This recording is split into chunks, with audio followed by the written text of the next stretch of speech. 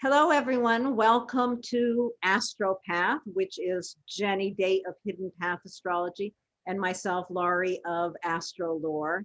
And we're here today to talk about Gemini season.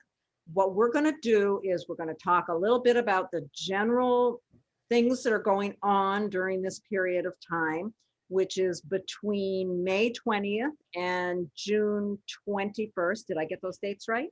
Yeah, you got it. All right. Okay. So this is Gemini season, and we're going to talk, like I said, a little bit about the general stuff that's going on. And then we're going to go immediately into talking about each rising sign so that you can see exactly where these things are impacting your personal life. So with that being said, anything else for introduction before we pull up the chart, Jennie? No, just thanks for watching. So, and I think we should start by, just glad to have some people out there who want to check the stuff out. Yeah, so subscribe to our channel. Yes. Yes, make comments for us. Yeah. We would love any input. Yeah, and check out the awesome banner that Laurie just made for us on AstroPath. So, yeah. Yeah, that's been fun.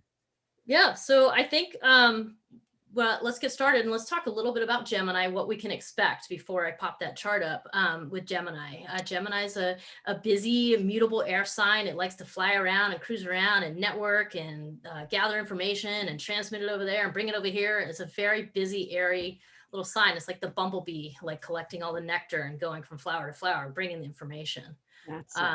Do you have more you want to add? I guess the other thing I want to say about that is, because Western astrology is based on the seasons, this is when the sun moves into Gemini, this is bringing us into the mutable air sign, which is it's the last season before we come to the summer. It's the last of the spring season, and which, the mutable signs are very adaptable, and that is all that busyness. And this is the time of year, summer is right there, and we best make our plans quickly, or the whole period of time is going to be gone. So we're doing that. We're setting up our calendars. We're calling our friends and relatives, trying to make plans and get ourselves set up and ready for summer.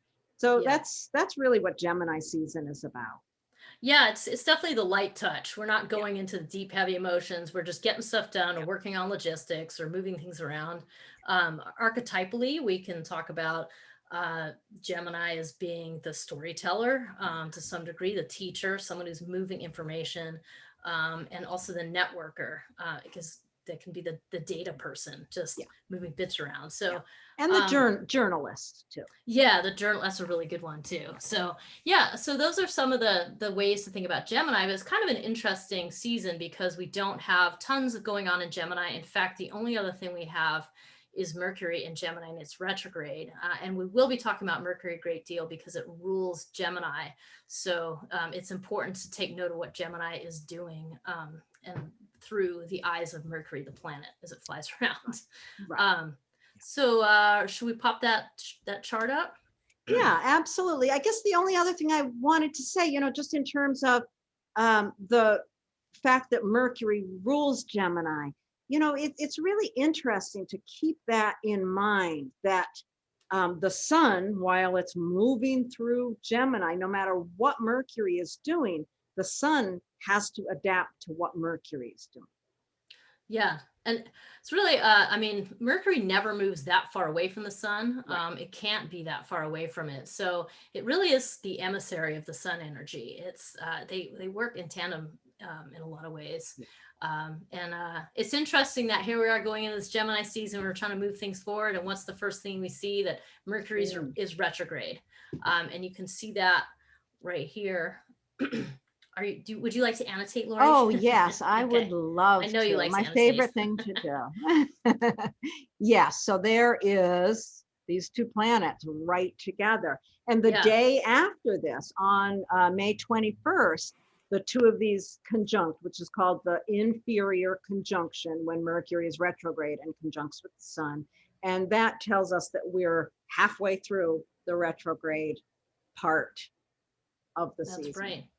Yeah, and then the very next day, Mercury's going back into Taurus. Oh, yeah. So then we just really have just the sun by itself in Gemini. And what ends up happening this month is we end up having a lot of focus on Taurus and a lot of focus on Aries, or kind of end up being the signs that end up being highlighted.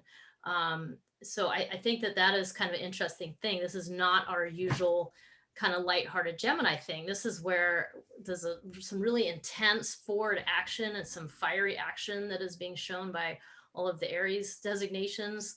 And then there's sort of a message around like, get grounded, get in your hands in some tangible projects like gardening, cooking, things like that. Like really just allow yourself to be in your body, because that's what's going to help you through this really kind of tumultuous period. There's some tumult. Yeah, there is. There definitely is some tumult happening. Yeah. So I think I don't know how much further you want to get into our themes here, Laurie, but I guess other things of note is let's talk a little bit more about Mercury and what it's doing, shall we? Yeah, let's do that. Let's do that. Okay, so first of all, what I want to say is, as soon as Mercury goes back into Taurus, it makes a sextile aspect to Mars. It makes a trine aspect to Pluto.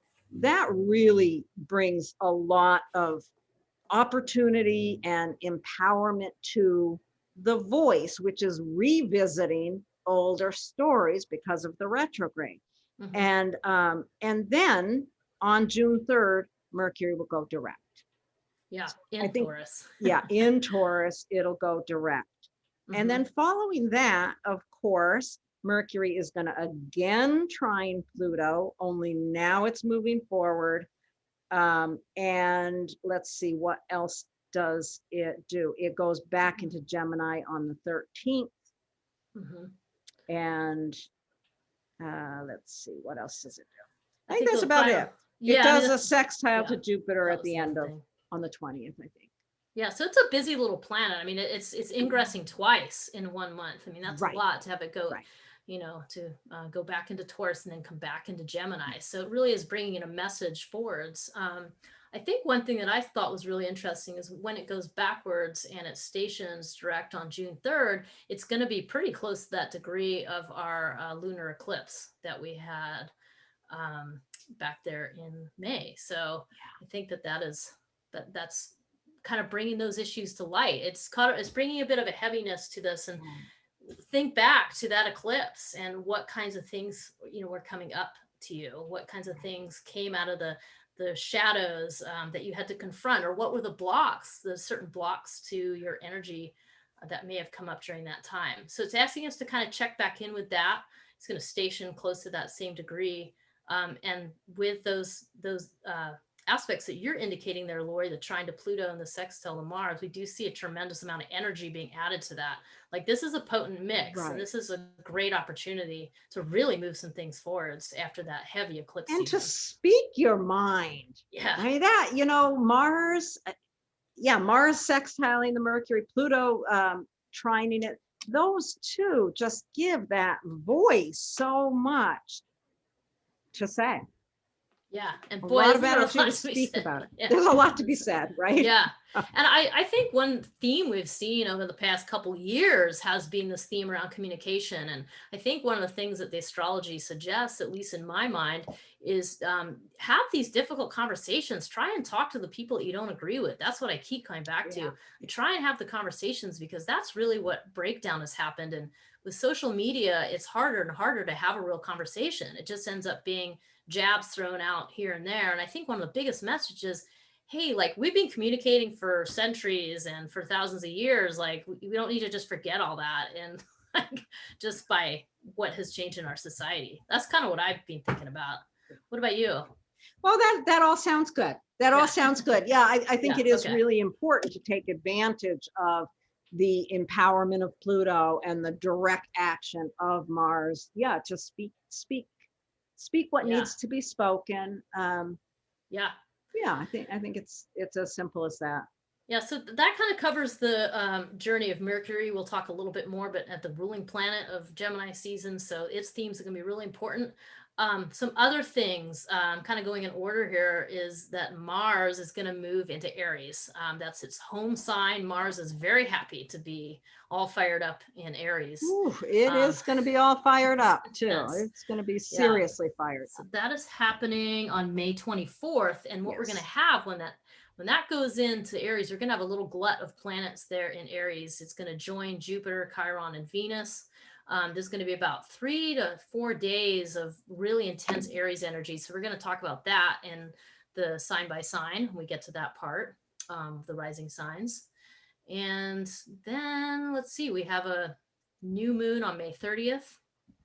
Oh, yes. New moon in Gemini is on the 30th. So we'll be whipping up a video for you all for that. Yep. Yep. I want to slow you down a minute. You went past the fact that Venus went into Taurus. Yep. And that's the other kind of theme. There's a lot of Taurus energy that happens. So fortunately, Venus is only co-present with Mars and Aries for a few days, and then it thankfully moves into Venus, into Taurus. Its home sign. So I think that's great. And then the other big thing happening this month, or another big thing, is Mars and Jupiter coming together in Aries.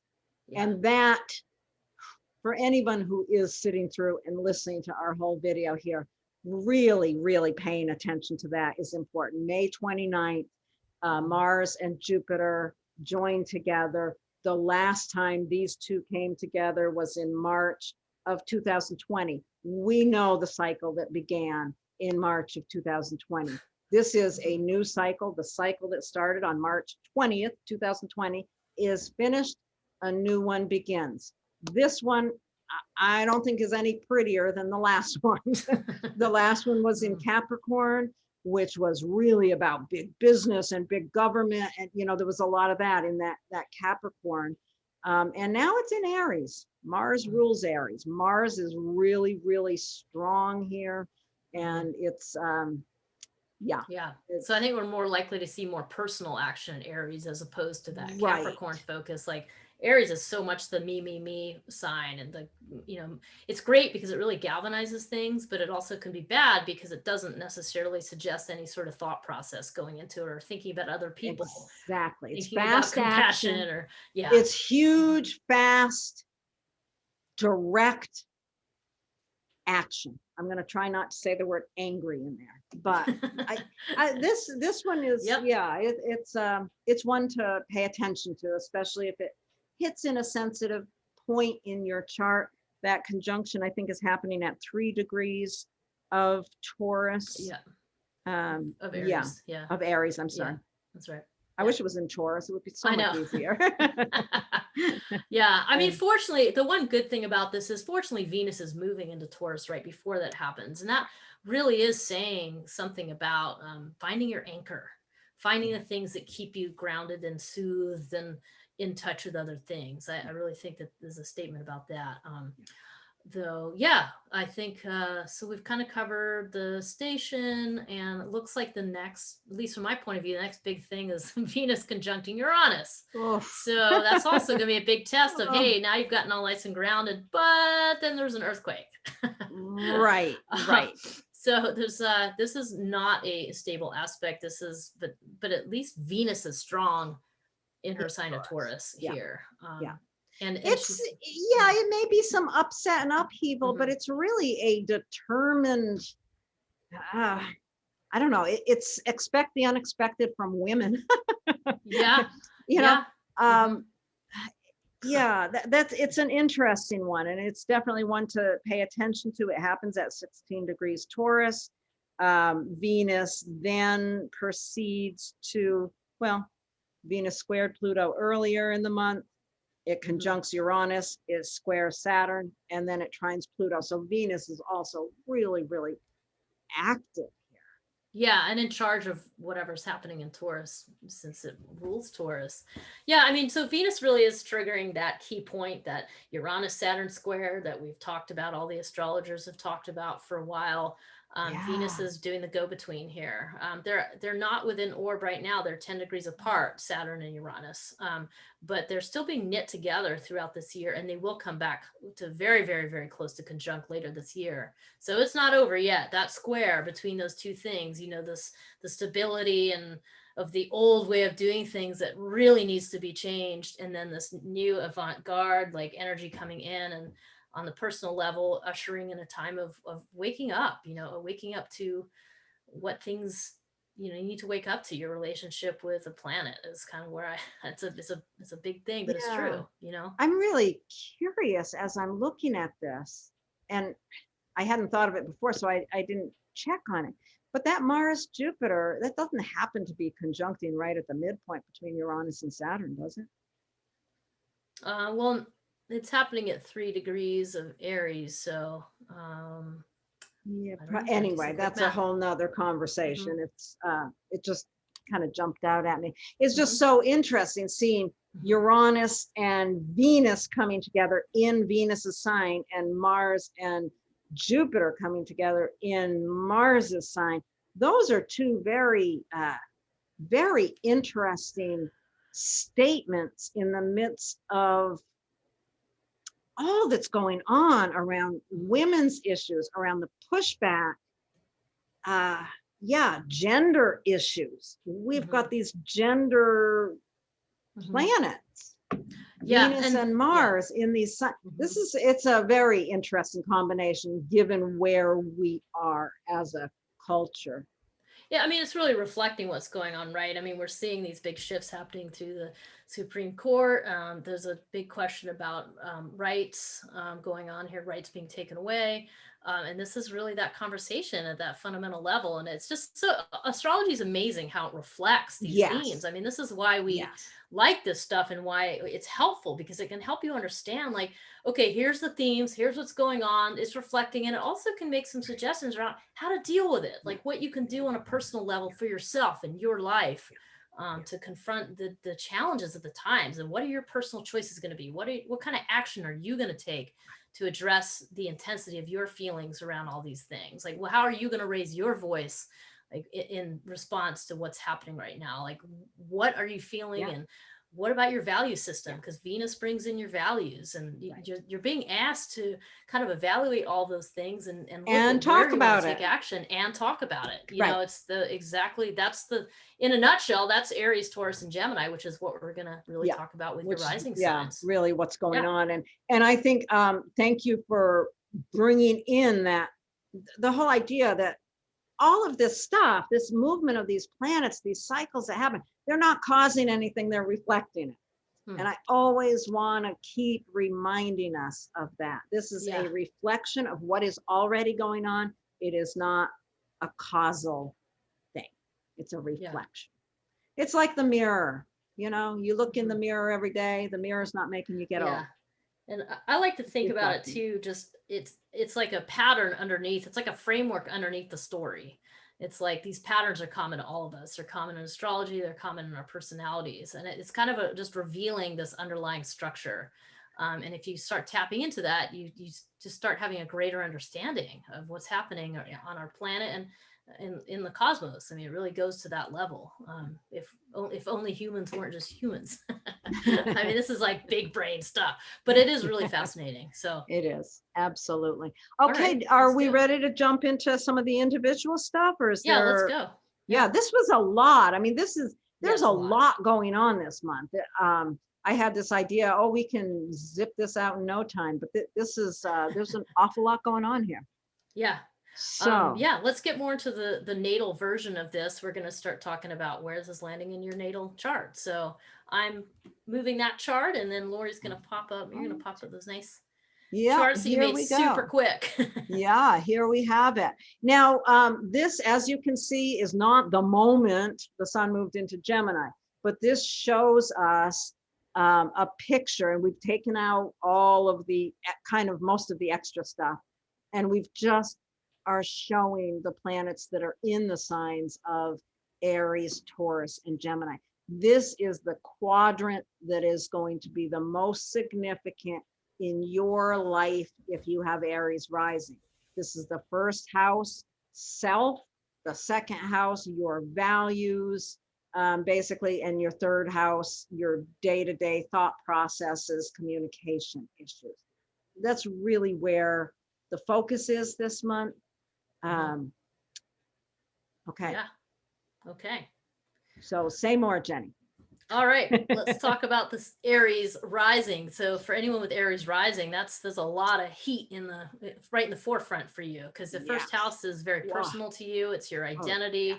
It's the kind of overall direction of your life. You have this sort of pioneering warrior focus. And so with this going on in your first house, like there's definitely some things being laid at your doorstep about action that you must take, that regards your self-development, and also just how aware you can be about this intensity that you carry, and how intentional you can be with your action. You have an opportunity to make a big impact, with that. Yeah, really thinking about, and I would encourage everyone to do some sort of a ritual on that, with that conjunction of Mars and Jupiter together. That is the beginning of a 2-year cycle of really bringing a lot of energy to your beliefs, really energizing where you, with this in your first house, are able to really expand your influence. Yeah. And I think, with just to address the Taurus in this chart a little bit, is your job is to get really grounded in your body. Your second house of values, like know your values, know where your feet are on the ground, and also be aware that this is a spot of awakening for you. There's something that you need to become a little more aware of in regards to how you value yourself, your self-worth. It might be something that's becoming obvious in your finances, that some way that has been changed or altered, or some way that you need to wake up.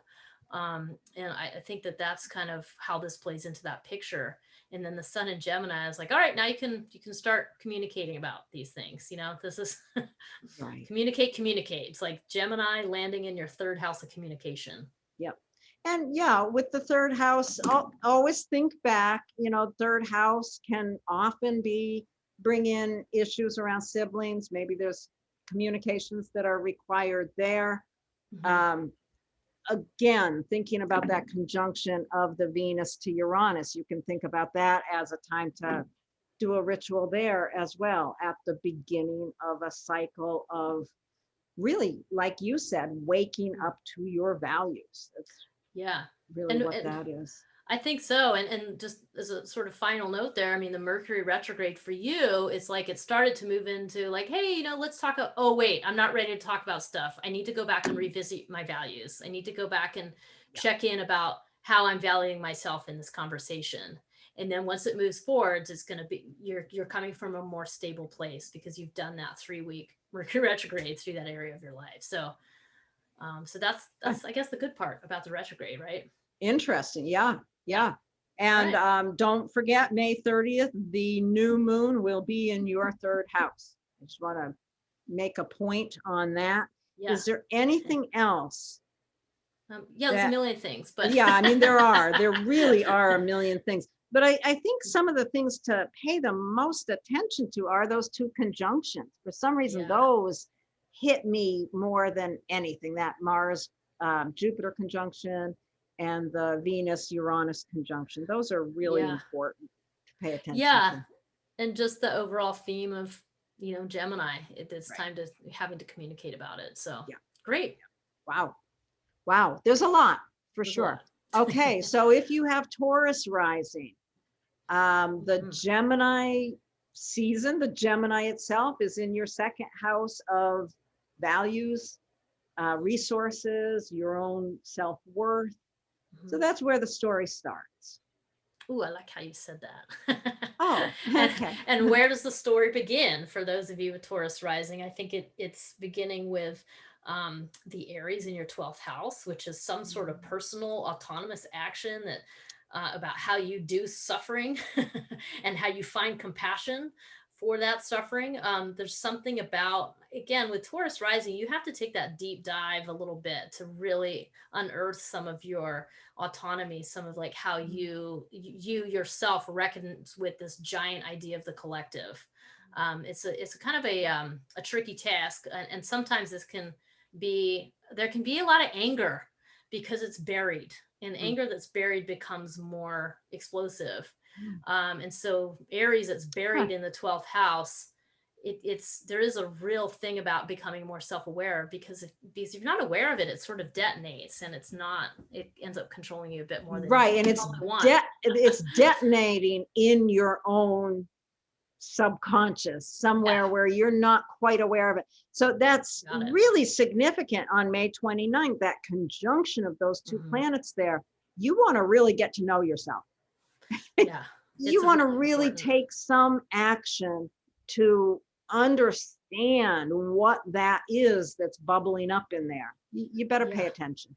Yeah. And I mean, the good news is, because you're Taurus rising, you've had that planet Uranus, kind of disrupting or awakening how you've been doing things for most of your life. So there's a huge focus for you on something, maybe even from the outside, just demanding that you wake up to a greater understanding of yourself, a greater understanding of how you need to develop, and a greater understanding of what's lacking from your field of awareness. So that's what you really have. And this is really just a firm anchor in being solid in and of yourself, and like with yourself.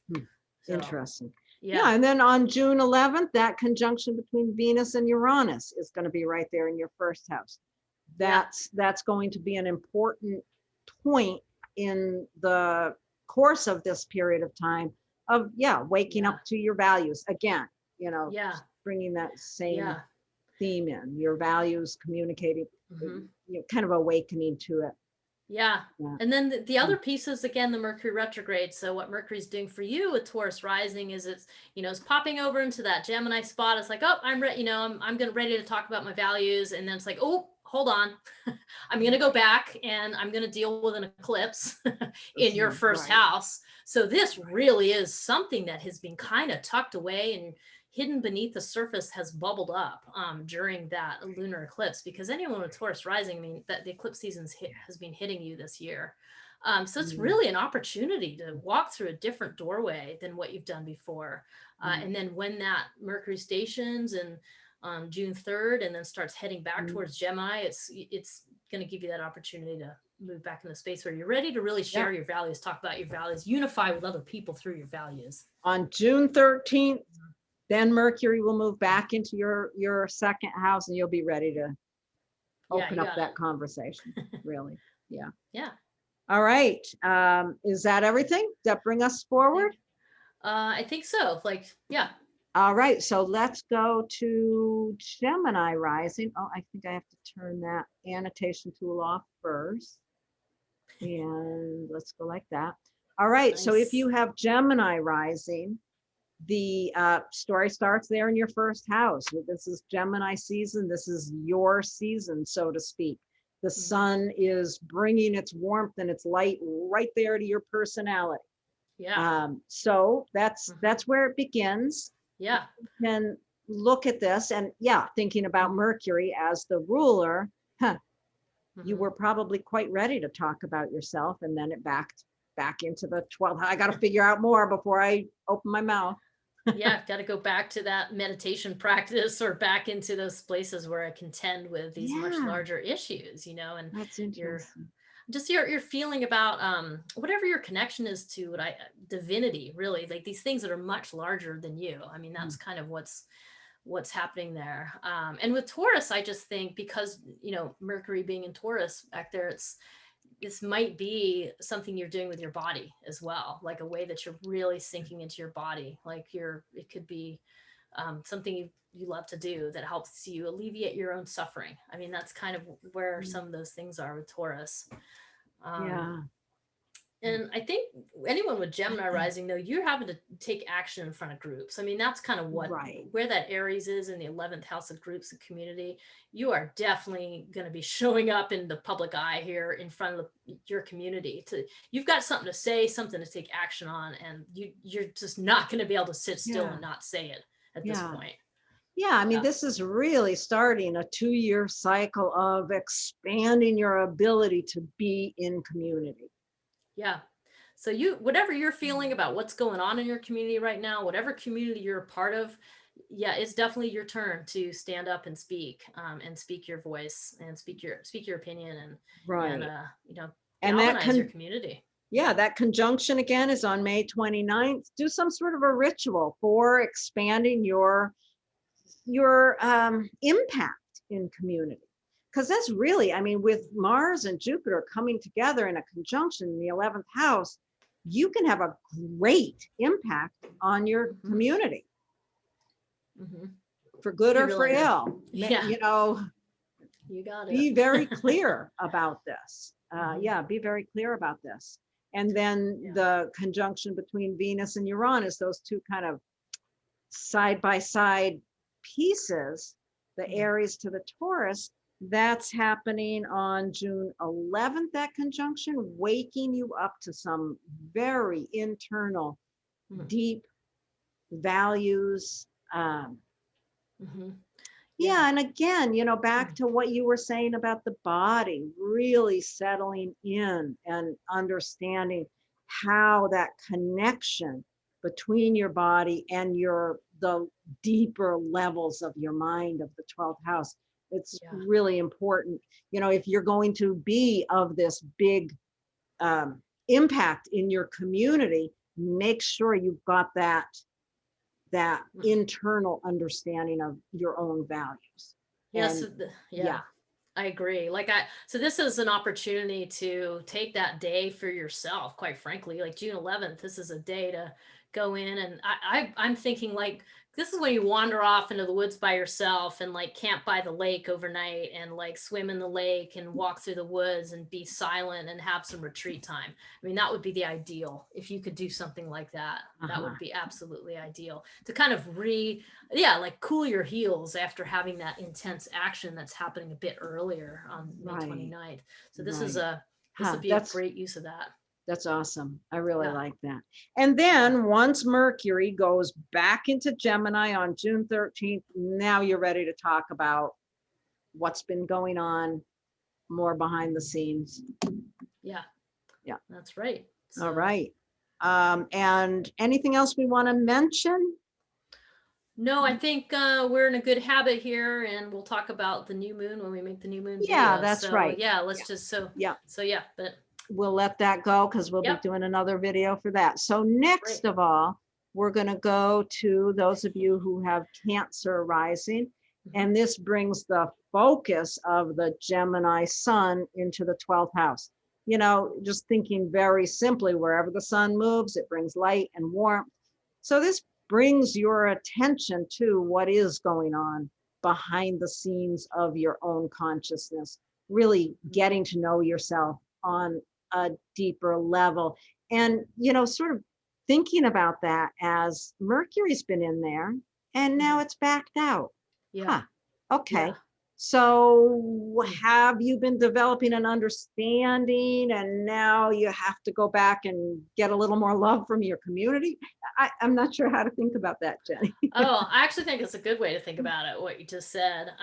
So I was thinking like the 12th house is such a rich house that's difficult to explain in plain terms, especially in Western culture, because it's the like spirituality and compassion and forgiveness and this like ocean of resistance, the unconscious, and all these things.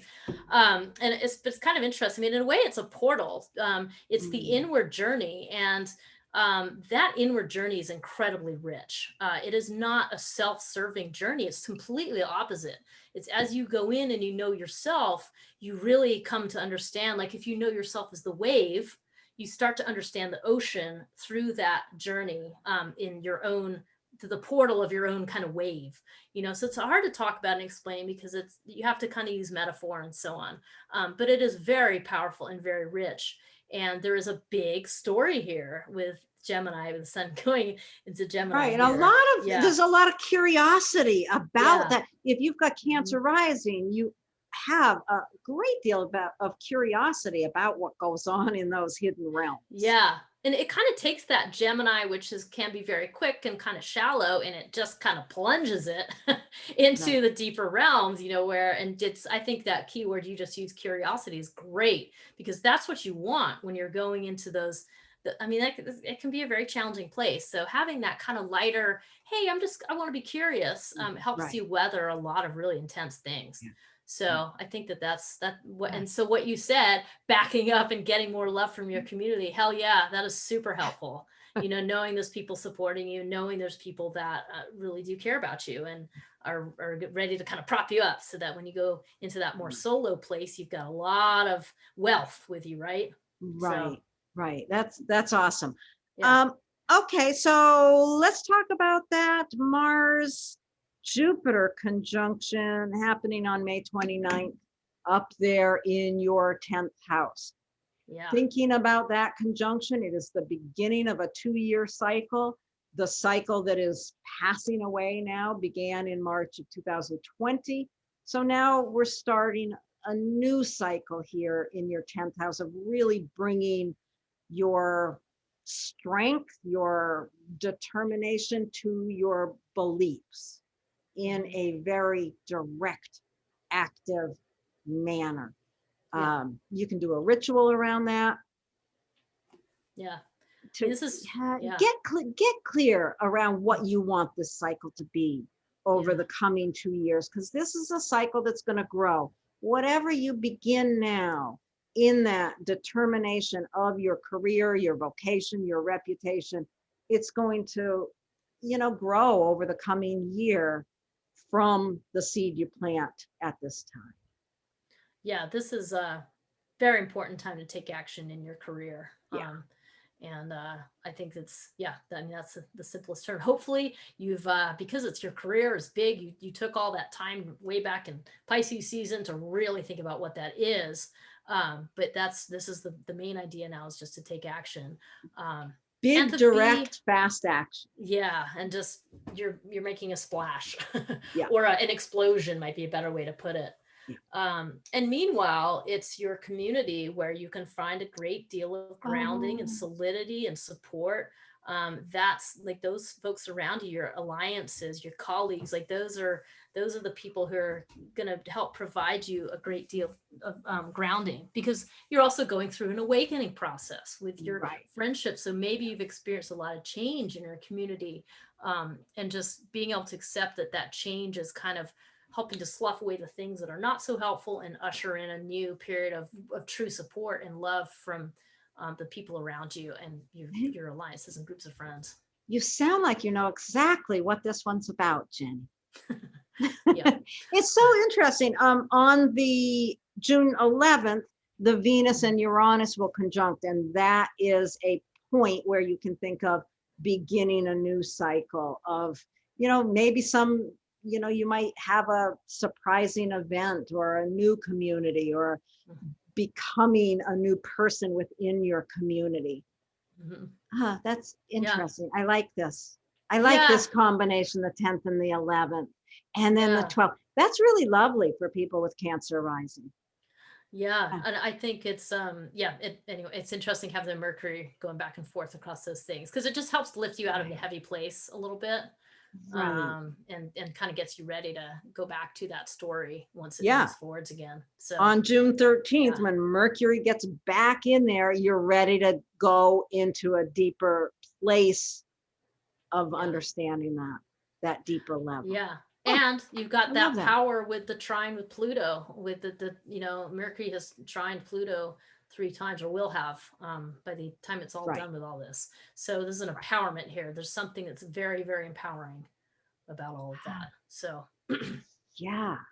yeah. And that power, well, I'm about know, ready to geek out. I know. We'll carry on the conversation in the next one, because I know it's more and more things kind of come to light. So Oh, there's so much. This is really a very complex month. yes, if you have There's questions, don't worry, just email us. right. Okay, so have we covered this one enough? Are we going on? No, let's carry to the next one. Yep. Okay, we're going to go to those of you that have Leo rising. The warmth and light of the sun begins right here in the 11th house of your community, the people that support you. You know, it's not your close friends, generally speaking. This community, when we think of the 11th house, it's really the like-minded people that support you in your hopes and dreams for the future. You know, back the old early astrology that I studied back 100 years ago, the 11th house was talked about as our hopes and wishes. It's like, what the heck does that mean? But it's the communities that support us to that. It's also, you can think of the 11th house as where we receive love from community. So that's where the light is, and that's where the story begins. And then Mercury has to go into the realm of the career to gather more information before it comes back and further supports that area of your community. Yeah, I mean, the 10th and 11th house are interesting too, because another way you can look at it too is that the 10th is your career and your profession, and then in the 11th, it's where you sort of a little bit later on in your life, you sort of reap the reward of what that profession was, or you see your aspirations have come to the fruition. You know, it's a little bit of like a future oriented house, Yes, that 11th house. definitely. Just I don't know. And yeah, that's helpful. Yeah, you create this career that you create really is where you find that community that supports that. Yeah, they're connected, interestingly. Yeah, and then the main place of action here, your Aries, that Aries conjunction is falling in your 9th house. So this is again, it's higher education, it's worldview, it's the teachers that you seek out. It can be travel. This might be a time when you end up taking on a big splash of a travel, that you move, or not necessarily move, but go to faraway lands to learn something about yourself, because it's in Aries. I mean, this also can be like publishing. Right. There's a lot of things that 9th house can hold a lot of different things. It's really, I think of it as our worldview. Where we develop our worldview is through travel, through education, through publishing, all of those areas that expand our understanding of the world. So this, what's the date on that? That's on May 29th, those two join together. So that's the beginning of a 2-year cycle of really taking action on your beliefs, on your worldview, putting your money where your mouth is. Your beliefs. I keep thinking of politics as that 9th house as well. So if you have Leo rising, maybe it's time to go into politics. Only if you have good political ideas. The interesting thing about the 9th house too is that this one, in a lot of ways, it's so much. I really think of the spectrum here. This can be as broad and as open-minded and as accepting and welcoming and understanding as you can imagine, and also can be very narrow-minded and stuck in a very dogmatic religion. Because it governs beliefs, and if your beliefs are, narrow, then that's what you're seeing here, and you could see some really the action of the ideologue here just taking action on their dogma. So I mean, it's up to you to kind of decide, like, to open your mind here, right? Right. It's interesting how you say that. It makes me think, Jupiter expands things, and yet it may expand your narrow-mindedness. Right. It's not a guarantee that just because Jupiter moved into your 9th house that your thinking about the world expands. Well, not necessarily. Your stuckness in that area could also expand. So pay attention to that, and really work to plant a seed, so to speak, begin this cycle as a way of really expanding your understanding. And with it being in Aries, you don't have to go along with the pack. This is a very individual sign. Your beliefs are your beliefs. You don't have to believe what your family believes. It's a very individual piece there. Yeah, that's a good point. Yeah. So, I mean, there's that. And then in the 10th house, this is where your profession is really possibly going to be the thing that really helps stabilize you, perhaps. Though with Uranus there, that may not be true. It might be that you've undergone some big career change or some shift. But ideally here, you're going to start out with getting your source of your feet on the ground in your profession, let your work kind of support your just your stability here, like let your lose yourself in that a little bit if possible, if that's the way your life is. And then once we come up to that June 11th, Venus is going to conjunct Uranus. So this is really going to open up, I don't know, some sort of shift or change in your profession, but with Venus there, hopefully, for the higher good, really. Right. That's really, I think that's a lovely little thought there, to have Venus and Uranus kind of waking you up to what values you are bringing to your career. What values are you expressing with your reputation? So that's the thing to really work on the development of with that conjunction. Yeah, and the Mercury retrograde has asked you to revisit exactly what you're saying, Laurie. It's asking you to revisit, like go back into that profession, check in on your value system, what needs to be shifted or arranged, so that you're then ready to go and join your community and feel solid and proud of where you're at, Right. That's part of it. Right. There may have been something around the values you were trying to bring into the community that, you had to reestablish the stability of how you're functioning in your career in order to have the integrity to go forward into your community. Yeah, nice. Cool. All right. Check. Ready to move on? Yeah. Okay. So now if you have Virgo rising, well, the sun is bringing its warmth, its light, all of that good stuff into the 10th house of your career. So that's where the story starts. However, because Mercury starts the process right here with the sun, there's something that needs to be reestablished in your worldview before you fully can express that light and warmth in the 10th house. Yeah. And here, my eye goes to the conjunction there in Aries in the 8th house. The 8th house is another one of our houses that's a little harder to explain because it's dealing with sort of the subtext of things. The old version of this house was death, sex, and taxes. And it just kind of brings in the idea of shared resources, shared values, the place of other people's kind of stuff that you don't see on the surface, the stuff that's hidden beneath all of us, that is usually the thing that drives each of us. So you are kind of bumping around in the dark a little bit in the 8th house and bumping up against, it's kind of like the iceberg house. It's like you see the top of the iceberg, but then there's all this stuff underneath the surface. And that's kind of what you end up bumping into in the 8th house. So with Aries there's a strong suggestion about needing to navigate other people's difficult stuff.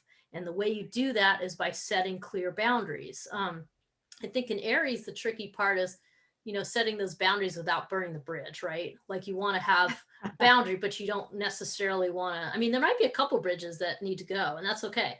It's not always bad, but just to consider like, what type of boundaries you need to draw and are they going to be, how hot are they going to be, Right. And with Aries in that house, you probably tend to burn bridges when people's values suddenly are revealed to be so different from your own.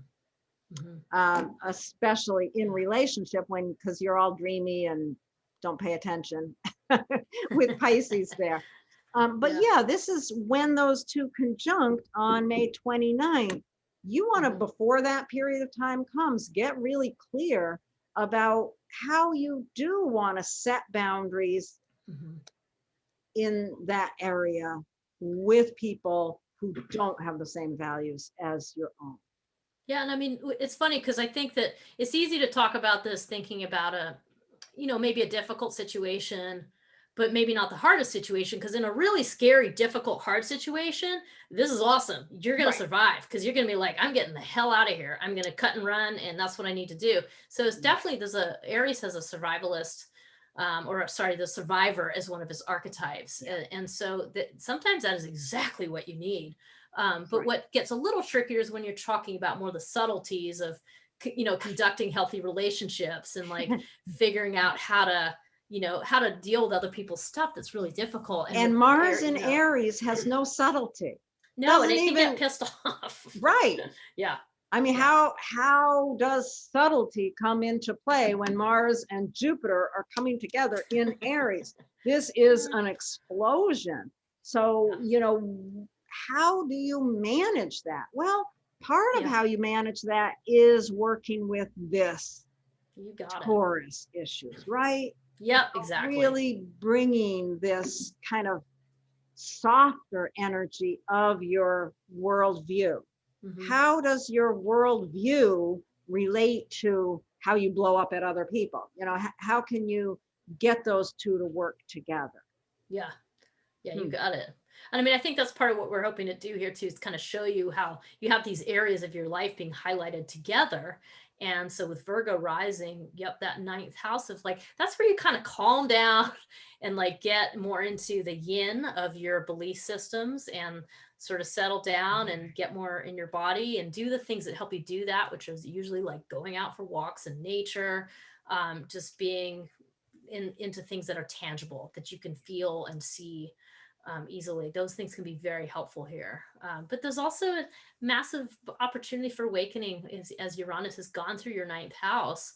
And then when that Venus comes and conjuncts it, that's a really lovely opportunity to kind of look at your value system and how they play into your worldview and how those are kind of the undergirding what your worldview is. And let it get broader with that Uranus kind of shaking it up a bit. Yeah, that's really interesting. Yeah, waking you up to the supportive aspects of your worldview. And how that kind of more that steadier side, even though Uranus is in there shaking it up, but it's waking it up. So I like that. I like that. That's an interesting combination there. Yeah, that's a good, I mean, because a lot of what we're talking about is just like when you're approaching these things more consciously, then you're heading more towards the wake up. If you're not conscious and you're not aware, then things tend to come and slam you from seemingly the outside because you're just not tuned in to where you need to wake up. So then it becomes more disruptive, right? Yeah. And that's the thing that, you can look at this connection and this connection when they come together, they can both be very destabilizing. If you are not paying attention and thinking about your life and working with your inner self, these can be extremely destabilizing factors. Yeah. I mean, you can see here, you could, blow up all your relationships on the one hand, and then up here, your whole worldview gets thrown to the winds. Yeah. Yeah, it's interesting. And I mean, I think it's pay attention. Yeah, and just bearing in mind again with the Mercury retrograde that it's got that trine to Pluto. So there's a lot of empowerment to be had here. I also a trine to Pluto really is going to kind of support I think maybe some of the deeper inner work, but also just the higher purpose of that Mercury retrograde. So going back into that belief system and then getting ready to put it back to work in your profession. So another, we haven't talked about this at all, but another aspect that happens this month that's very supportive is on June 16th, the sun trines Saturn. Yeah. That's a very stabilizing point. Saturn going through the 6th house. So in this case, it would be a real, just doing your day-to-day routines can really stabilize some of this anxiety as well. I think that's helpful. Yeah. Since we got into some of the nitty-gritty here with this one. Okay, ready to go on? Yeah.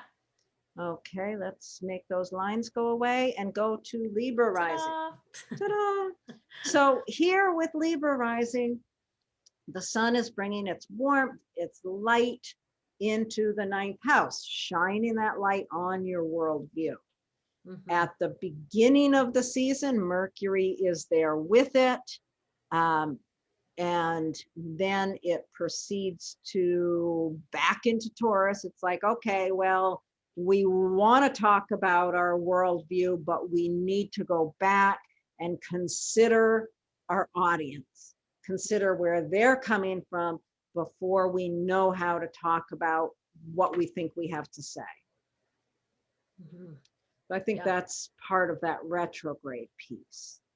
Yeah, it's having to go back again. It's like sometimes I think about the eighth house. You got to go back and look under the hood.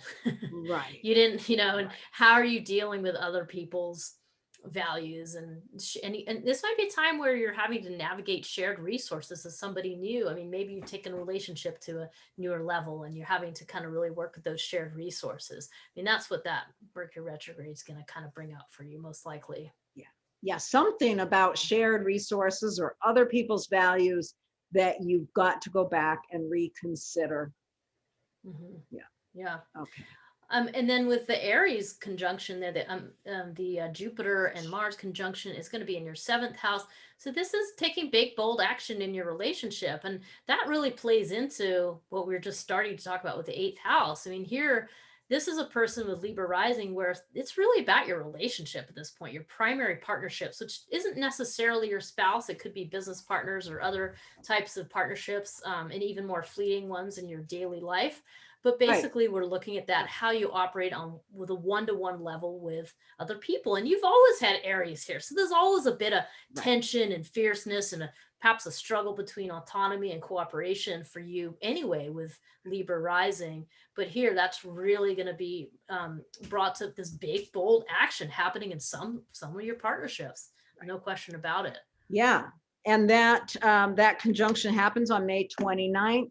Think about what you want to create here. This is the beginning of a 2-year cycle, ending the cycle that started in March of 2020. Who knows? Look at your situation. Maybe in 2020, who knows? We all know what was going on in March of 2020. So a cycle between these two began then that is now complete. And now the cycle begins here in your seventh house. So you're basically starting a new cycle of empowering your own independent action in partnership. So that's kind of an interesting way to think about it. What do you want to create? This could be a huge blow up in relationship, or it could be a real expansion of understanding of what you need in relationship. Yeah. Yeah. Very interesting. So yeah, think about what you want to create. Do some sort of a ritual around it. And that brings us our attention immediately to the Venus-Uranus conjunction that is going to happen as well. And that being in that house of where we set boundaries. This is going to be so important in this time, is your relationship and the boundaries you've created, and the boundaries you want to create, because you're really waking up with Venus conjuncting Uranus. You're really waking up to an understanding of what those boundaries need to be. Yeah. It's interesting to think about when you think about the eighth house as being other people's intense stuff. It's kind of funny thinking about these two houses together, because in a way it's sort of saying you do all your battles like up front in the partnership where you're doing all the Aries stuff, but kind of behind the scenes is a suggestion around like that, if you've done your work, like you're pretty good around other people's difficult stuff. Like if you've done your work with feeling grounded in yourself and doing your kind of Taurus work of accepting and honoring your own values, your self-acceptance. If you've done that work, then in a lot of ways, you may be somewhat about other people's deep, difficult stuff, like especially in your immediate partner relationships. Interesting. Not necessarily. I mean, if you haven't, this is that whole consciousness discussion. If you haven't, and you're not really okay, then actually you may feel it tremendously unsettled, because Venus rules Taurus, and your Venus, which represents relationships, might be very unsettled. So the degree which you meet this is a huge importance to how happy you are in your relationship, right? Exactly. Yeah. The way that you approach this and work with this month is going to really, really impact your relationships in a huge way. So pay attention to those 2 dates. What was it? The conjunction of Mars and Jupiter on May 29th, and then the conjunction Venus and Uranus on June 11th. Those are two dates that you're really going to want to consider and set the stage for what proceeds following this. Yeah, and with the Mercury retrograde going back into that 8th house, and again with that trine to Pluto, you've got a lot of support for navigating successfully like other people's stuff. You know, like you've got a lot of support there for to really be empowered in a new way, and to really could take your relationships to another level is what the potential is here, which is really absolutely awesome. This is really going to, this period of time is really going to impact your relationships. It's up to you how it does so. On June 13th, Mercury will go back into Gemini, and you can start, kind of weaving in all of this that you're learning into your worldview. Yeah, kind of taking it all in stride is kind of what like you've done the work, and here we go, here we go. Now we're in Gemini, and we can, make our plans for travel. We've figured out all this tough stuff in our relationship. Now let's go on a trip. Yeah. I like that. That's pretty great. Cool. Yeah. Okay, let's move on to those of you with Scorpio rising. And boy, again, this is all crowded in this area, but the sun, so the sun's bringing the warmth and the light into your 8th house, which is the house where we are really grappling with other people's baggage, other people's stuff, our shared resources with others. So, we start the month with Mercury in there with the sun, but Mercury has to back up before it's got much to say. It's got to go back and gather more of a deeper understanding of relationship itself. Yeah, and it's interesting too, with anyone with Scorpio rising, part of your path in life is going to be about kind of navigating those subterranean dynamics in general in life. That's going to be part of your path. And so not the most tangible thing to explain, but when the sun is in the 8th house, it's giving you a wonderful opportunity to work with that on a new level, because that's part of your path to navigate those subterranean places. And so with the sun there, you're getting like extra help, like you're getting like the light being shown, so you can really see what you're doing there. So, and I think in a lot of ways, that is a really helpful thing for the Scorpio rising. Yeah, that's great. But though you're having to go back, as you're mentioning the Mercury retrograde, like going back into your relationship to get the kind of sensual, tangible support, in order to step more into your purpose of dealing with these kind of more hidden things. So I think that's what we're seeing, like that. I mean, hopefully, whoever you are, Scorpio rising, think about your partnerships and the type of stability that they're providing you, and what's got your attention there. Is it an area where you need to kind of wake up more and go into kind of a higher awareness about how you are in relationship? Or is it a place where you feel really supported and that's really helpful, and now you can kind of just enhance that as Venus conjuncts Uranus, and you can really step more into an even more kind of awakened relationship that feels right to you. So it's again up to you, like where are you at in your life, and think about that. Right. Yeah, absolutely. And then the Mars Jupiter is happening here in the 6th house. This is a great place. I feel like this is a great place for this to be happening. This Jupiter Mars conjunction, which occurs on May 29th. This is really an expansion of your physicality. So what are you going to do with that, Jenny? What would you do with this conjunction if you had Scorpio rising?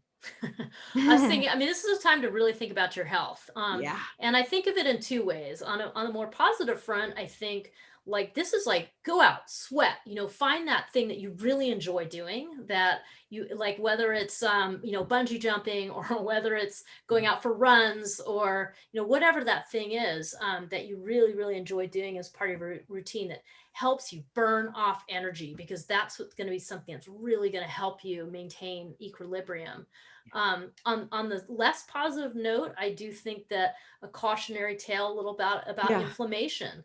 Like inflammation is the thing that happened, like we're living in a world where lots of our allergies and so on are being triggered. And I would say this is a time to really think about what you're eating and be really helpful what you're eating, because I think with this this could be, a flare up with inflammation if you're not tuning in, if you're eating some of the things that don't really agree with you. So just, I'd say have a really clean diet and think about something that you really enjoy doing to burn off the energy. Yeah. And thinking about this as the beginning of a 2-year cycle, the last time these two planets were together was in March of 2020. The cycle that began then is completed now. So this is, you're beginning a cycle of expanding, really taking action to expand your care for yourself. Yeah. And that, like you're talking about dietary stuff, this could be a time to really take on a new dietary practice or take on a new practice of some sort, a physical practice. Yeah, and you'd have the fortitude to do it with this Yeah. setup. So this is really something to tune into and pay attention to. But as you said, it could be a really helpful, wonderful thing to have this in this area of life. So and take probably on the day of that conjunction or for a day or two after. You might not want to take that as the first day that you do some high risk sport that you've never done before. Okay. Yeah. Because that could really trigger the more negative side of this. So, be a little cautious as you get going. But if you do, if you are longing to take on some risky physical sport, for instance, set the goal for that now.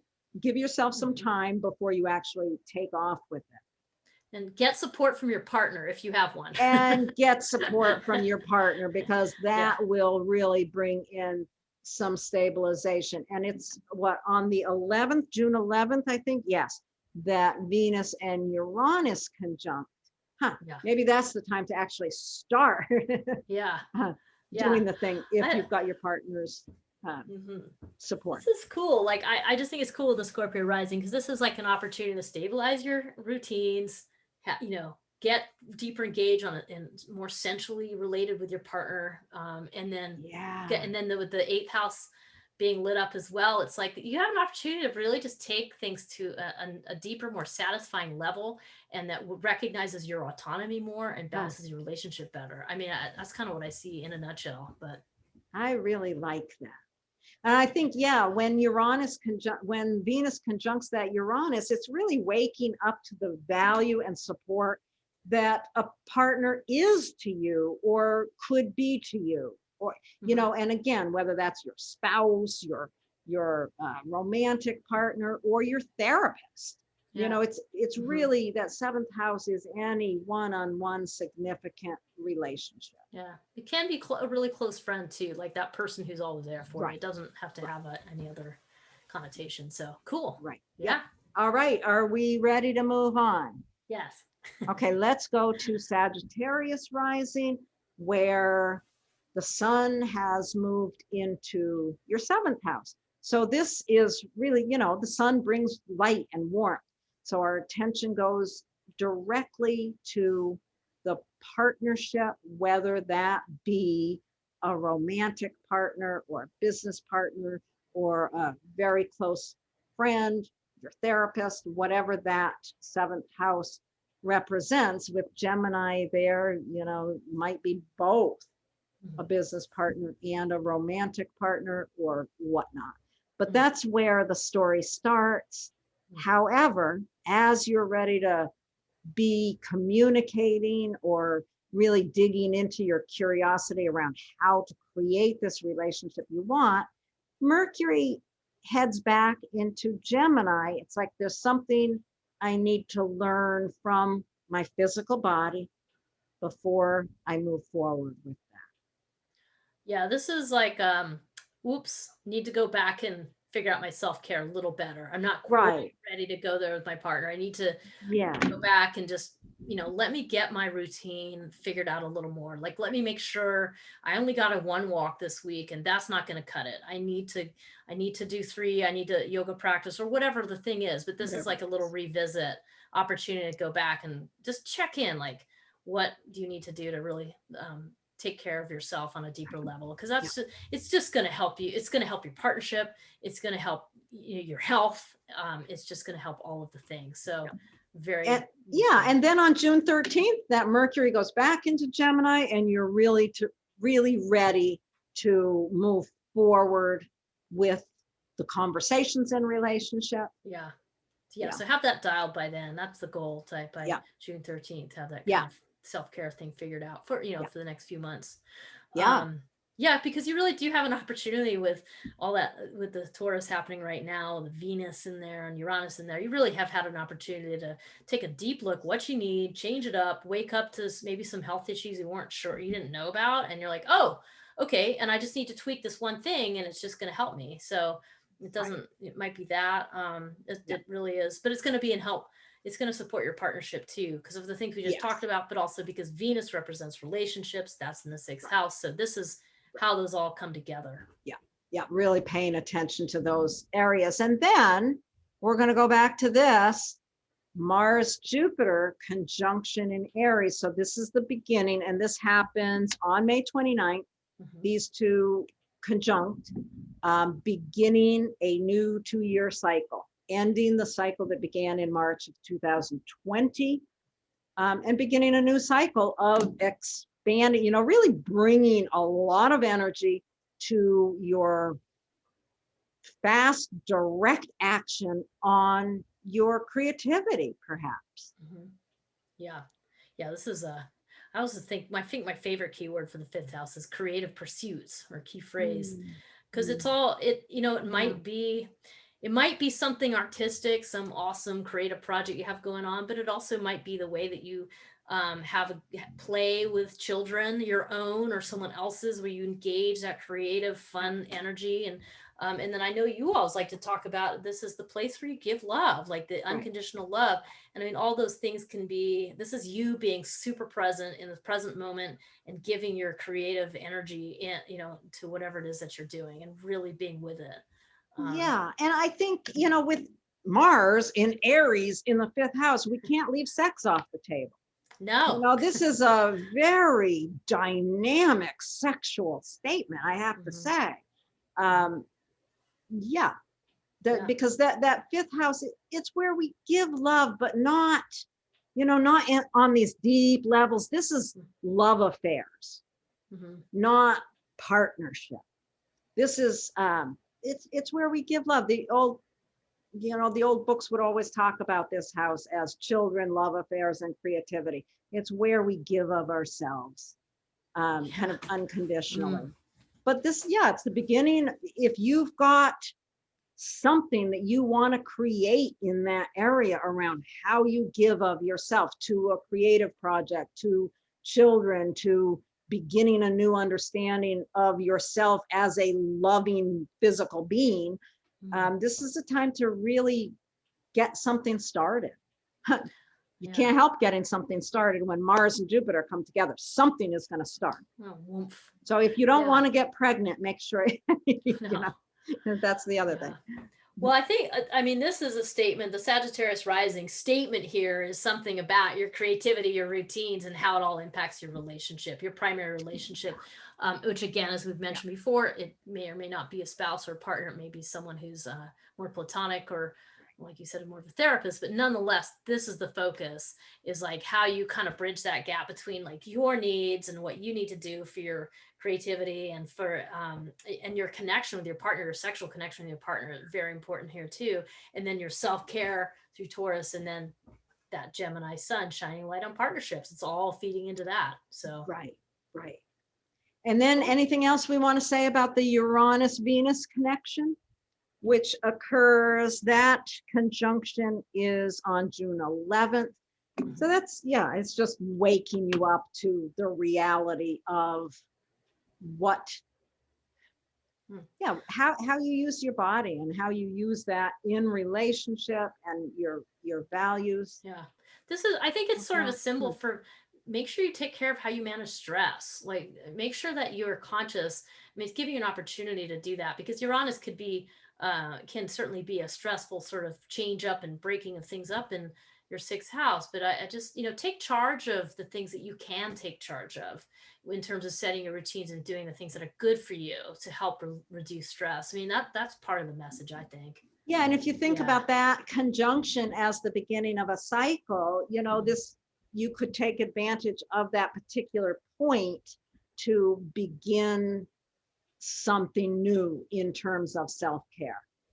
Something, Yeah. yeah, take a walk every day. Yeah. Nature, So nature, it's Taurus. yeah.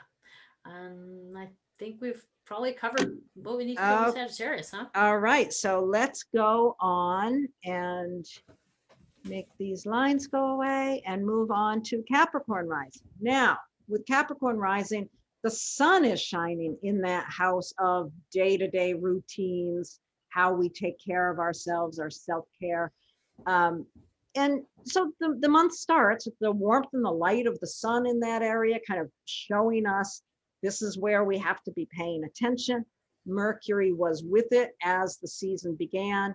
But then it's like, okay, we don't want to do much there because we first have to go back into this fifth house and gather some more information about how we give love, how our creativity before we're ready to move back into that area. What am I missing there, Jenny, about that? Well, I was just thinking this is kind of like when you're doing something fun and creative and you want to make it a routine. You want to make it into something you're doing. You're like, oh, maybe it's a good example would be like an art project. Like, oh, I want to start this painting I'm doing. And then you're like, okay, like I'm ready to start doing this on the right. Okay, And then you have to good. dip back in and be like, I'm not quite sure if that's the direction I want to go in with the creativity. So it's a little bit of that. It's like trying to bring the Yeah. seedling too Oh, that's soon cool. into, yeah. I Yeah, don't I know. like how you I like how you worded that. Yeah, it's like you want to make something a routine, but you have to go back and gather your understanding of why you're doing that. What is the creative impetus of it before you're actually ready to move forward? On June 13th, when that Yeah. Mercury goes back into Gemini, you'll be ready Yeah. to engage that. Yeah, Huh, you made me think that's good. it's a tricky dance because in the fifth house we're really talking about the spark of creativity, excitement of something fun and new, and you're doing it and you're into it, and then as soon as you routinize it, you risk making it dead and boring, and so you have to kind of make sure, wait, have I cultivated that spark enough where I'm excited about it enough That's to awesome. bring it into the daily thing? Yeah. So yeah, I like that. I like how you put that. That's great. Okay. thank you. So Um, next, which piece do you want to look at next? well, let's see. Let's talk about the Aries piece, huh? Yes, I think so. Yeah. So, That is again, powerful. this is big action in your home life. I mean, again, we always talk about this. This can be your physical house, like, oh, time to do those renovations or what have you, or if something needs repair. But this is also your family life, like your people that your whole family life at home. So what kind of action do you need to take? I mean, this is a little tricky because I feel like there's a fierceness here, right? I So what do you just, think, for Laurie? some reason, I'm just having this image of, okay, Mars and Jupiter conjuncting in Aries. This is a huge explosion. Now, this could indicate a gigantic battle with you and your family. Or on the other hand, you could gather your family members together and say, hey, let's go out there with a crowbar and a mallet and tear apart that old deck that we hate and get started on building a new one. You can find something really physically active to do with your family or around your home that could really be supportive. This is the beginning of a cycle that the cycle that is ending began in March of 2020. So this is beginning a new cycle to really powerfully take on some action in your home or with your family. Yeah. I mean, this might also be, you mentioned the battle. This might be a place that you just really need to stand up to your family of origin. This might be a place that you just struggled and you need to stand up and say, hey, this is who I am. This is what I'm doing. Like this is what's happening. And it might be that place that requires that sort of fierce action. So it's funny having Aries in the fourth house. I mean, this is the most private house in the whole chart. And so we're talking about, you know, that very like fierce autonomous action being in this private place. So it's just it's an interesting thing to think about. Yeah. Yeah. And you know, just again, being conscious and aware of it, you can find a good way to use this. If you're unconscious about it, you might find yourself in a really ugly battle with your family. So keep yourself conscious, keep yourself awake. If you need to set boundaries, but do it in a way that isn't too explosive. Yeah. And so we're going to draw again on that Taurus part that's in your 5th house, because this is the place where you do get to engage with the world in a playful manner. And so with Taurus there, that can be really sweet and like lovely and very grounding to just go and, you know, just be, I think of this as like going out into nature and being playful, like, you know, like, I don't know, like climbing a tree, you know, like when did you last climb a tree? I mean, of course you're probably younger, more limber, but I mean, just something that you're just is really out of the box, that it just allows you to just be delightful in the moment. And that's going to help you be grounded in that area of life, so that when you have that battle going on at home, if that is indeed what's going on, or some big action that needs to be taken, you're having this place where you can kind of, like catch your breath, you know, get your feet on the ground and remember to laugh and have a good time. I mean, that's part of it. Yeah.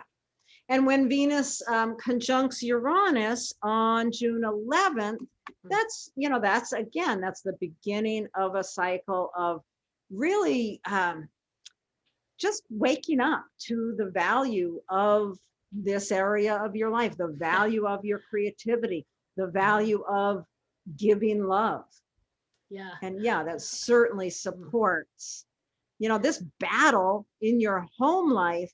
And this, you know, it's like, okay, but what's the value of my children? How I give love to these people in my family? Getting that understanding of those two need to balance each other right now. Those two really need to balance each other right now. Yeah, they do.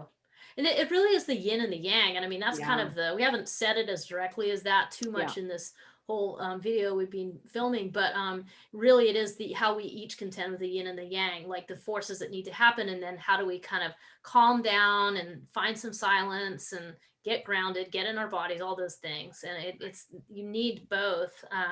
And I was cracking up a little bit when you're talking about this. I had this image of with Venus and Uranus, like maybe this is when you build that giant sculpture you wanted to build, you know, this very tangible, like radical thing that just something you've wanted to do. I mean, that just kind of, I like that image as sort of an icon for how to kind of cope with these 3 areas of life together.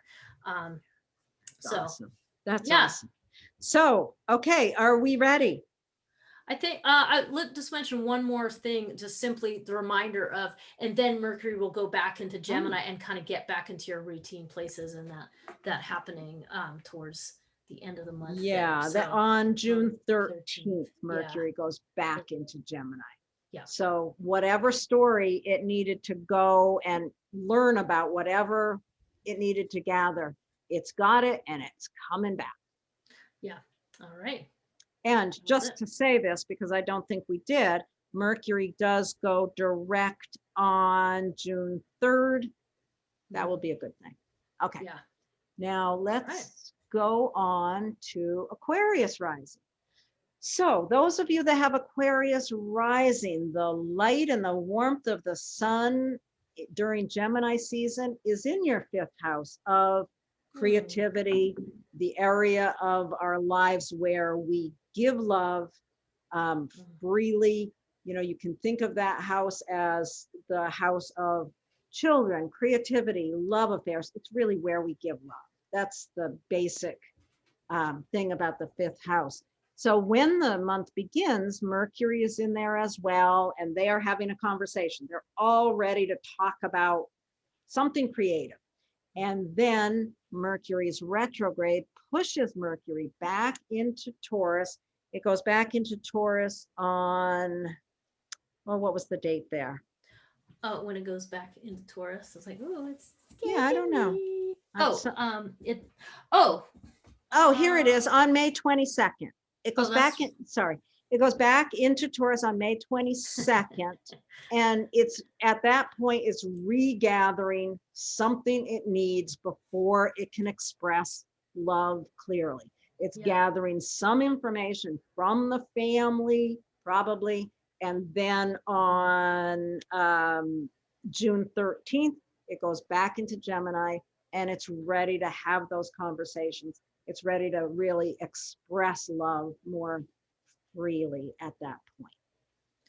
Yeah, and I think anybody with Aquarius rising, part of your kind of gift to the world with that air element there is just these really innovative future thinking ideas. Yeah. And when you fold that into the meaning of the fifth house, it's like your gift to the world, it is rooted in some of your really awesome ideas because you have air, an air sign there. So this is the time to talk about those ideas, to think about sharing those.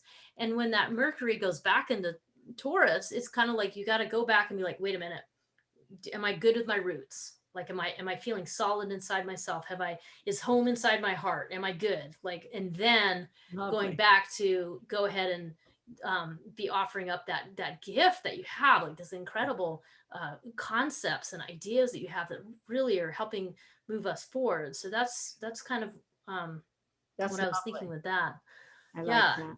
And yeah, I was just gonna. Was there something else before we go here? No, that's right. Go ahead. Okay, so I love what you were just saying about that. It's so interesting to think about that Gemini in the fifth house, the creative ideas. So then we've got this whole Mars-Jupiter conjunction, which happens on May 29th, beginning a cycle between these two. The last cycle began in March of 2020. That cycle is over, and now we start a new one. This is really a cycle of direct strength and expansion, determination. And this is happening in your third house. If you've got Aquarius rising, it's happening in your third house. It's about your communications, how you, on a day-to-day level, what your thought processes are. It often can be related to siblings as well. So think about what you want to begin there. What strong, direct, courageous expansion you want to happen in terms of your communication. Mm-hmm. And again, I think this whole thing just feeds into that same idea of just like with the Aquarius rising, that you're really here to share your really good ideas. And with Aries in the third house, this is where you have to kind of go, okay, I'm going to do this, and trust in your, just in your innovative thinking, and just really trust in that. And that is what the action is going to be. It's really is time to speak up. There's no more, it's time to do it. Even if you don't feel ready, or it's not quite finished, or it doesn't matter. And that's come. Yeah, that's the thing with Aries, is you've got to have courage there. You've got to just, wherever this Mars Jupiter thing is happening in your life is a place where on that, whatever the date is, the 29th, I think, I've said it 20 times, I should know by now. It's the 29th. Yeah. The 29th, really, really thinking about what it is going to take courage for you to speak. Chances are it might be totally out of your control, because Aries can just kind of explode. But plan it out ahead of time. Think about it. Yeah. And I mean, this is, again, part of our whole focus for this month is tapping into where the Taurus is. And so with Taurus in your fourth house, this is just a wonderful opportunity to just really get anchored inside yourself. I mean, one of the other designations for the fourth house is the house of personal integration. It's where you sort of take like all, the first things of your identity and your values and your communication, and you really kind of solidify that into, that's how you get a personality. It kind of combines those things. So it really is this place of personal integration. So when you're really in the yin space of Taurus, like this yin earth place, like your ground can't be shaken if you've done the conscious work. I mean, Uranus is asking you to look at it, and is asking you to be aware of change, is asking you to wake up. But the real thing here is that with Taurus down in your fourth house, like, you are rooted. Yeah. So you got to, trust that. And that's going to be the thing that lets you do the external factors of communicating about your great ideas and being brave and getting out there and sharing your gift with the world. I mean, that's really where the strength comes from. That's wonderful. I love how you just worded all that and brought it together. That Thank you. just makes so much sense. And yeah, Uranus and Venus and Uranus will conjunct on, again, I've said this 20 times, June 11th, those two come together. So, pay attention to that period of time as well, because there's, that's again, the beginning of a cycle of really bringing your values, your ability to change those values as well. And in Uranus, in Taurus, in the 4th house, you're really, you might find out something unusual, surprising about a family member that actually supports your understanding of your own values. Yeah, that's interesting. That's an interesting thought. Yeah. It is, especially, and I can't, this house communication, but also the siblings and the family, that connection might be very interesting. There might be something really significant in this month about that. Yeah. Stories coming out around family, around siblings. Yeah, it's an interesting combination there.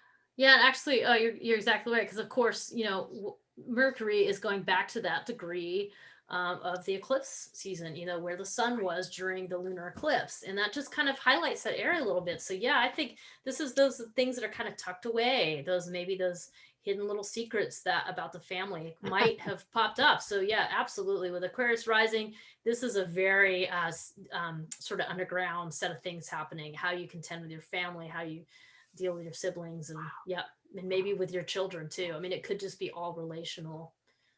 So interesting, very interesting. Okay, so let's move on to Pisces rising, shall we? Yeah. All right, so where'd it go? There it is. There it is. Whew, for a minute I thought we had lost Pisces. The magic trick. Pisces can be a little, foggy, but we don't want it to disappear. So if you have Pisces rising, this Gemini season brings the sun into your 4th house. The sun brings the light and the warmth. And when this Gemini season begins, Mercury is there with it. There's some story in that area of home and family, something you're ready to speak about, but not quite, because Mercury has to go back into Taurus on, I'm looking for that date. Somehow lost it again. It's May 22nd. May 22nd. Yeah, I know. He goes back into Taurus, and it's like, okay, well, you thought you had something to talk about with your family and your home, but you've got to go back in here and get back into a deeper understanding of your own thought processes around it before Mercury goes back into Gemini on June 13th, and you've got the information that you need. Yeah, it's interesting because we have mentioned, and we've many times, this 3rd house does represent siblings, among other things. So it could be in relationship to siblings, to that home life, of family life. But the other thing that the 3rd house also represents is just kind of your day-to-day living, like how you get around your life. How do you get to work? How do you, when do you stop by the store? What, these kind of daily things that are the trappings of our lives that we must do. And sometimes it might be, it could be something about that too, like just getting some of those logistics taken care of, so that when, Mercury moves back into Gemini, you're ready to do the things you need to do with your family. You're ready to bring them somewhere, or whatever your plans are. Yeah, that 3rd house is so interesting. There's so many different ways you can think about it. Going to the grocery store, or the day-to-day processes of your mind. But there's something in that area that you have to gather before you're really ready to bring the conversation to the family. Yeah, there's something about that. Like, you don't have all the details yet. So, just pause, do the thing, go back, revisit. That's yeah. Mercury retrograde for you. And we'll be happy when Mercury is direct and moves back into Gemini.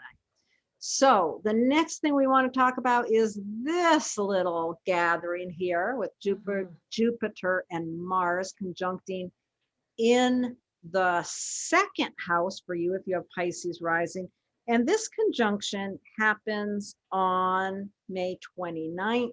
This is the beginning of a cycle, ending the cycle that began in March of 2020. Now we're beginning a new cycle. And this is, it's an interesting little combination because Mars is in its home sign, and it's really the beginning of a cycle of expanding our direct action, bringing action to our understanding of bigger ideas even.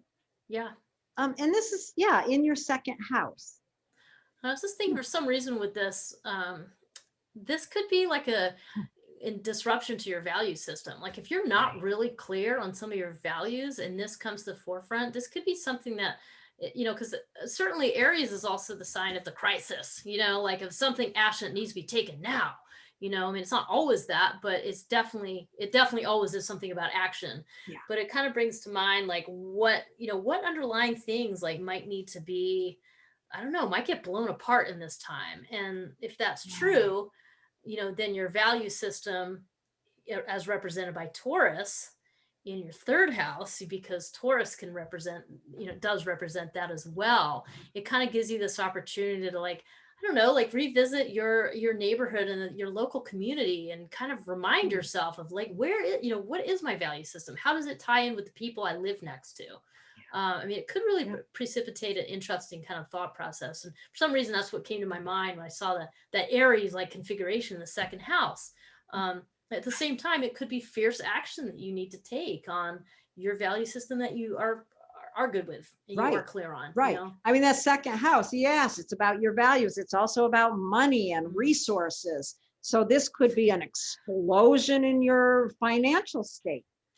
What it made me think of when I'm looking at it, one of my clients was just on Wheel of Fortune. Did I tell you this, Jenny? No. Oh my God. It was so funny because she let me know, and I watched I've never watched Wheel of Fortune in my life, but she won something like, I don't even know, some amount of money that doesn't even make sense to me. But, I can see something like that, like an explosion in your financial state. It could be an implosion as well. Yeah. So, but with that conjunction and thinking of it as the beginning of a cycle, you could think of it as a great time to do some sort of a ritual to really consciously, what do you want to change? What do you want this new cycle to bring in terms of your own personal values, your bank account, resources? What do you want that to play out as, and really, focusing in that direction? Yeah. Yeah, that's interesting. I mean, one of the things we haven't talked about a ton with the Jupiter-Mars conjunction there is that Mars really kind of runs a show here. Like Jupiter is looking to Mars to be like, hey, what do you want me to expand? I'll expand wherever you aim me. So wherever you aim that, desire to take action, that's what we're aiming at. So it really is Mars is in charge in that way. Yeah, Mars is definitely in charge. Yeah. Between these two. Yeah. Even though Jupiter is the bigger planet, but because Mars rules Aries, Jupiter is disposited by Mars. I mean, there's other words you can use, but Jupiter is in service to Mars. Whatever Mars asks for, Jupiter's going to just expand it. Yeah.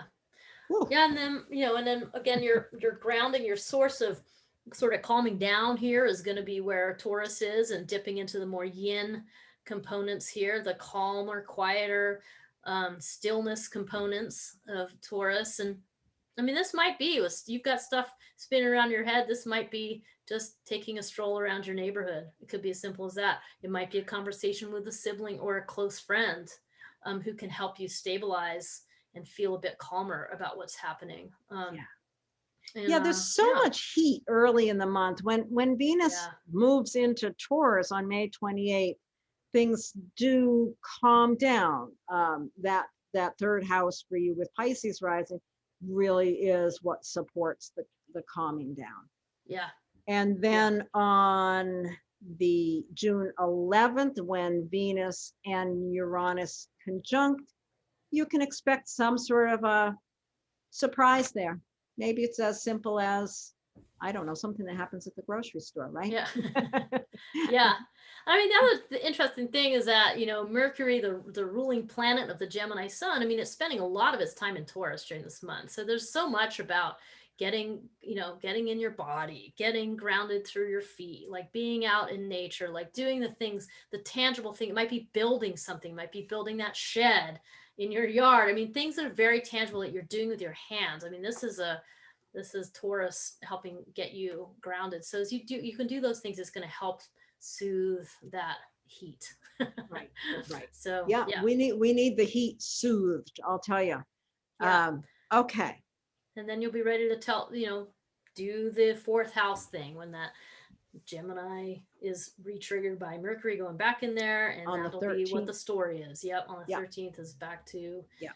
Telling that story to your family, being good with all those things about the money, Yeah. about the communication, your neighborhood, and now you're ready.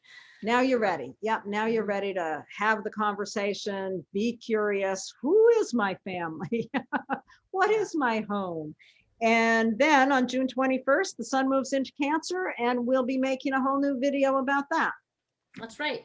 And we will be making a video around the new moon, which, just for your information, happens on May 30th. That is the new moon in Gemini. We'll make a video about that. Have we covered everything, Jenny? Yeah, let's just you want to stop sharing the screen and just kind of wrap it up here? Yeah. Yeah, I mean, I think it's, there's a lot going on this month. It was a busy month, right?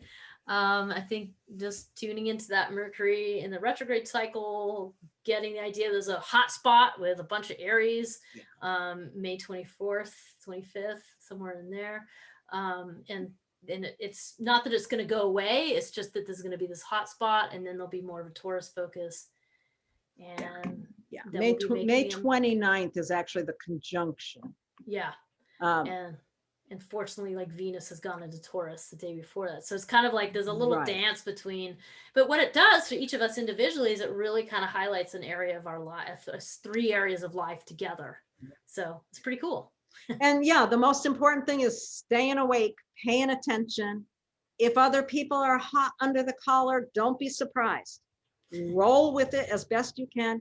Pay attention to yourself, your own values, and what's important, and hold steady. Yeah, great. It's a tricky month. Good luck with it, and we will talk to you all later. Thank you. Thank you. Bye.